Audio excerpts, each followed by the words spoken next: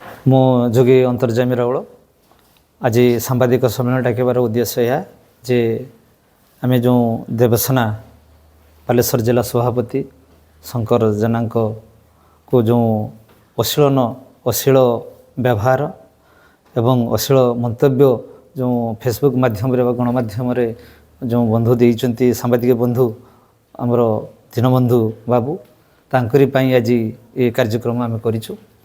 ଆପଣମାନଙ୍କୁ ଆମକୁ ବି ଦୁଃଖ ଲାଗୁଛି ଯେ କି ଗୋଟେ ସାମ୍ବାଦିକ ବିରୁଦ୍ଧରେ ଆମେ ଆଜି ସମ୍ମିଳନୀଟା କରୁଛୁ। କାରଣ ସାମ୍ବାଦିକ ହେଲେ ମୁଁ ତ ଆଗରୁ କହିଯାଇଛି ଯେ ଚତୁର୍ଥ ସ୍ତମ୍ଭ ନ୍ୟାୟ ଅନ୍ୟାୟର ବିଚାର କରି ସେମାନେ ସାମ୍ନାକୁ ସବୁ କଥାକୁ ଆଣନ୍ତି। କିନ୍ତୁ ଆଜି ଆମ ସଂଗଠନ ଭୁଷୁଡ଼ି ଯିବାକୁ ଯାଉଛୁ ଗୋଟିଏ ମନ୍ତବ୍ୟ ପାଇଁ।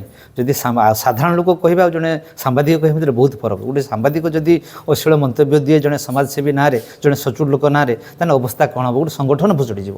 ସେଇଥିପାଇଁ ବାଧ୍ୟ ହୋଇ ଯେ ଗୋଟେ ସଂଗଠନ ପାଇଁ ଆମେ ଆଜି ସାମ୍ବାଦିକ ସମ୍ମିଳନୀ କରିଛୁ।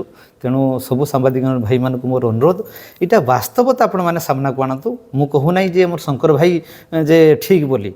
ଯଦି ସେ ବାସ୍ତବରେ ଭୁଲ କରିଥାନ୍ତି ତାହେଲେ ଆମେ ସଂଗଠନ ମଧ୍ୟ ଆମେ ତାଙ୍କ ସାଥି ଛାଡ଼ିଦେବୁ।